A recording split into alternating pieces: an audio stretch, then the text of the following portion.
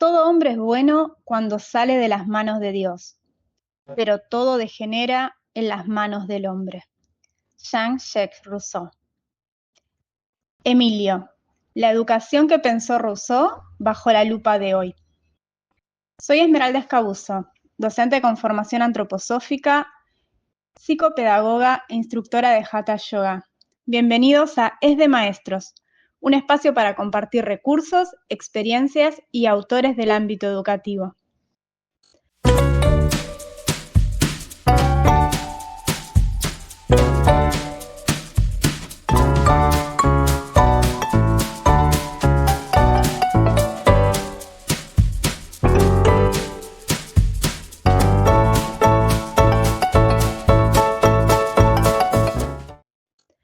Jean-Jacques Rousseau nació en Ginebra, una ciudad ubicada en Suiza y muy cerca de Francia, en 1712. La fiebre puerperal, muy común en ese entonces a causa de la inadecuada higiene en las salas obstétricas, mató a su madre poco después de darlo a luz. Hijo de un relajero de carácter inestable y metido constantemente en problemas con las autoridades, quedó al cuidado de un tío a los 6 años, debido a que su padre fue encarcelado. Rousseau se desarrolló en gran medida como autodidacta. La sociedad de su época estaba bajo el ala del calvinismo, una rama del cristianismo protestante fundada por el teólogo y reformador francés Juan Calvino. Sin embargo, estuvo muy influenciado por las ideas del iluminismo, y para Rousseau el problema filosófico de la libertad era un tema recurrente. El hombre civilizado nace, vive y muere en esclavitud. Al nacer le cosen en una envoltura, cuando muere le clavan dentro de un ataúd, y mientras que tiene figura humana, le encadenan nuestras instituciones. Durante su vida se hizo cuestionamientos en relación al lenguaje, la música, y cómo estos están condicionados o resultan ser condicionantes en las interacciones humanas. Su principal hipótesis parte de la idea de que el ser humano proviene de un estado de naturaleza, una condición original, buena, que resulta corrompida por la vida en sociedad. La vocación de los hombres no es de vivir hacinados en hormigueros, sino desparramados sobre las tierras que han de cultivar. Cuanto más se reúnen, más se estragan. Efecto infalible de la demasiada concurrencia son tanto las dolencias del cuerpo como los vicios del alma. Argumenta, además, que en los hombres siguen quedando vestigios de ese estado natural. Desde este lugar es que redacta el Contrato Social en 1762, con una mirada muy distinta a la de Hobbes, otro importante referente de la época que no abordaremos en este video.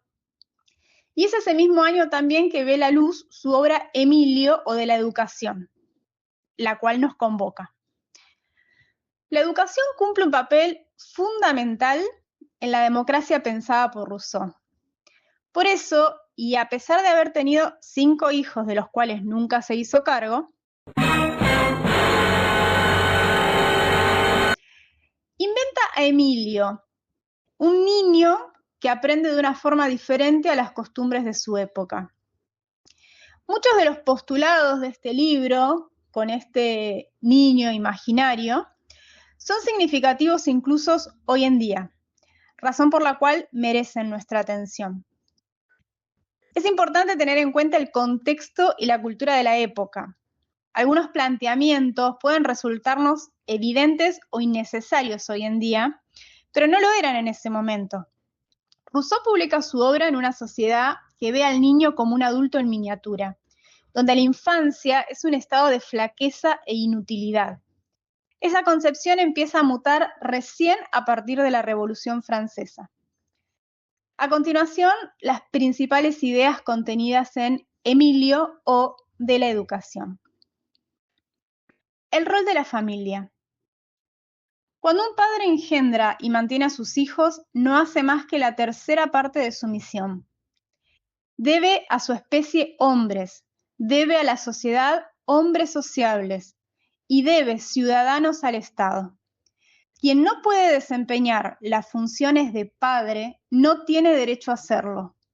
No hay pobreza, trabajos ni respetos humanos que le dispensen de mantener a sus hijos y educarlos por sí mismo. La higiene.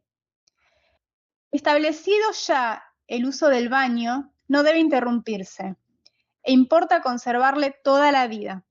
No solo lo considero necesario para la limpieza y la salud actual, sino también como precaución saludable para hacer más flexible el tejido de las fibras y que cedan sin riesgo ni esfuerzo a los diversos grados de calor y frío.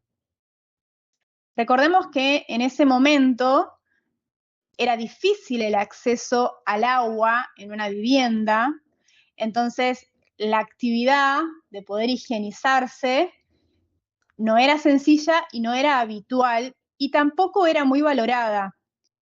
Tengamos presente que la madre de Rousseau justamente muere a causa de la falta de higiene en el momento de la atención obstétrica. Los médicos en ese momento, con las mismas manos que podían manipular un cadáver, iban y asistían un parto. Por eso la fiebre puerperal era una enfermedad muy común en esa época, lo que nos lleva a entender que el planteamiento de la higiene no era algo trivial. El movimiento. Luego que respire el niño en sus envoltorios, no se permita que le pongan otros donde se halle más comprimido. Fuera capillo, fuera fajas, fuera pañales, mantillas fluctuantes y anchas que dejen todos sus miembros libres y que ni sean tan pesadas que le impidan el movimiento, ni tan calientes que no dejen sentir las impresiones del aire.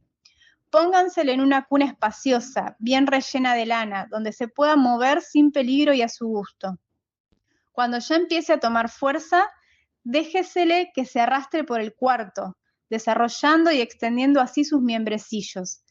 Veremos cómo se fortifican día en día, y al compararle con un niño del mismo tiempo bien fajado, asombrará la diferencia que media entre los adelantos de ambos.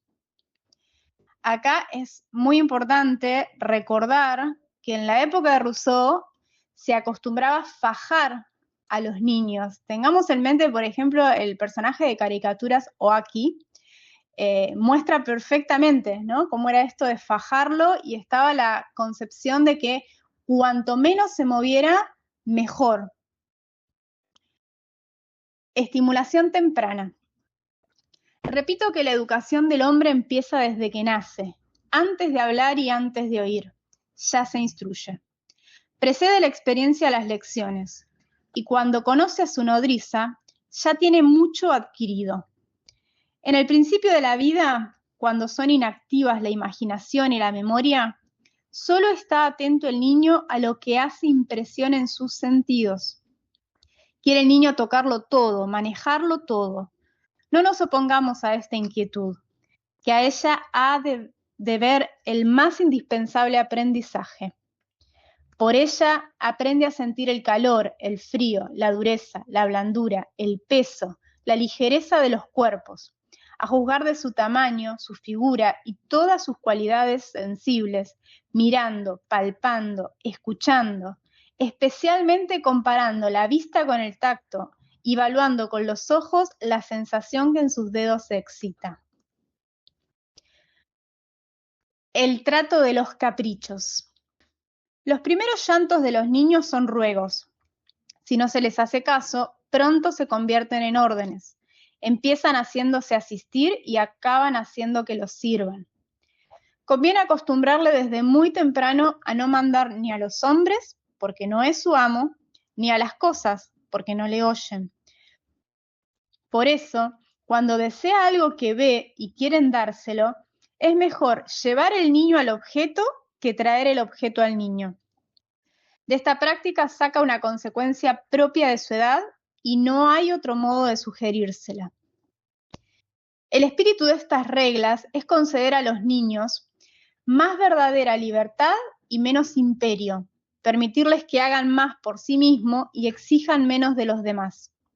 Acostumbrándose así desde muy pequeños a regular sus deseos con sus fuerzas, pocos sentirán la privación de lo que no esté en su mano conseguir. La elección de los juguetes. Ya no se sabe tener sencillez en nada, ni aun con los niños. Cascabeles de oro y plata, corales, cristales y facetas, juguetes de todo valor y todas clases. Cuánto atavío inútil y pernicioso. Nada de eso. Fuera los cascabeles, fuera los juguetes. Ramas de árbol con sus hojas y su fruta. Una cabeza que adormidera donde se oigan sonar los granos. Un palo de regaliz que pueda el niño chupar y mascar. Le divertirán tanto como todas las cosas magníficas y no tendrán el inconveniente de acostumbrarle al lujo desde que nace. Responsabilidad del adulto en la enseñanza moral. Tratad a vuestro alumno conforme a su edad. Cada instrucción precoz que quieren introducir en su cabeza planta un vicio en el interior de su corazón. El niño podría hacer mucho daño sin obrar mal, ya que el acto malo depende de la intención con que se hace, y el niño jamás lo realiza con tal fin.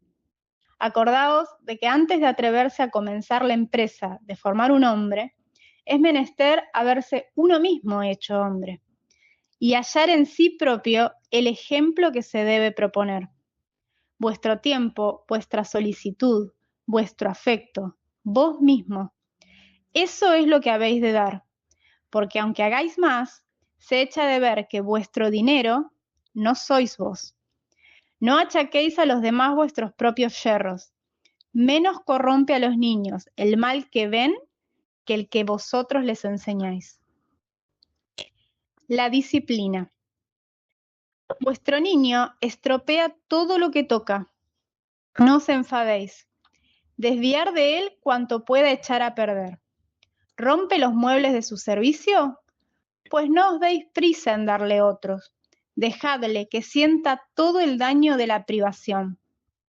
Nunca se ha de dar a los niños un castigo como castigo, sino que les debe siempre sobrevenir como natural consecuencia de una mala acción. La alimentación. Cuanto más nos apartamos del estado de naturaleza, más perdemos nuestros gustos naturales. O mejor dicho, el hábito nos forma una segunda naturaleza, con que sustituimos completamente a la primera. De aquí se deduce que los gustos más naturales deben ser también los más sencillos. Una prueba entre las que demuestran que el gusto a la carne no es natural en el hombre, se halla en la indiferencia con que miran los niños este manjar y la preferencia que todos ellos dan a otros alimentos como los lacticinios, la pastelería o la fruta. Importa mucho conservar esta afición primitiva y no hacer carnívoros a los niños, ni por su salud, ni por su carácter. Porque, expliquen como quieran la experiencia, lo cierto es que, generalmente hablando, los que mucha carne comen son más crueles y feroces que los otros hombres. Observación que es de todos tiempos y países. La didáctica. Transformemos en ideas nuestras sensaciones, pero no saltemos de repente de los objetos sensibles a los intelectuales, que por los primeros hemos de llegar a los últimos. Haced que vuestro alumno se halle atento a los fenómenos de la naturaleza, y en breve les haréis curiosos. Pero si queréis sostener su curiosidad, no os deis prisa en satisfacerla. Poned a su alcance las cuestiones y dejad que él las resuelva. Para que un niño se acostumbre a estar atento y para que le haga mucha impresión una verdad sensible, es necesario que le cause algunos días de inquietud antes que dé con ella. No expliquéis al niño cosas que no puede entender. Lejos las descripciones, la elocuencia, las figuras y la poesía. Ahora no se trata de sentimiento ni gusto. Seguid siendo claro, sencillo y tranquilo. Harto pronto vendrá tiempo de que le habléis en otro estilo.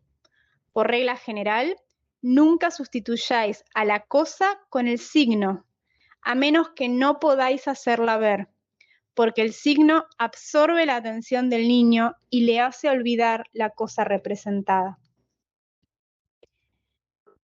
La obra de Rousseau es muy extensa y rica, imposible hacerle justicia en unos pocos minutos de video. Los invito a leerla, pues resulta muy llevadera y atrapante.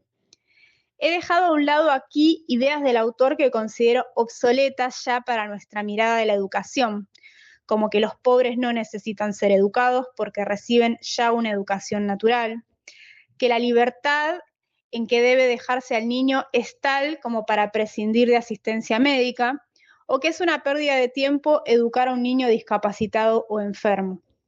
Sin embargo, como referí previamente, debemos leerlo pensando en su contexto cultural y no desmerecer sus aportes a causa de algunos ítems con los que no acordemos. ¿En qué consiste la sabiduría humana o la senda de la verdadera felicidad? En disminuir el exceso de los deseos sobre las facultades y en procurar reducir a perfecta igualdad la voluntad con el poder. No se cifra la miseria en la privación de las cosas, sino en la necesidad que se siente de ellas. El mundo real tiene límites, el imaginario es infinito. No pudiendo dar ensanche al uno, estrechemos el otro, porque solamente de su diferencia nacen todas las penas que nos hacen infelices en realidad. El hombre que no quisiera otra cosa más que vivir, viviría feliz. Por consiguiente, sería bueno, porque ¿qué utilidad sacaría de ser malo? Jean-Jacques Rousseau.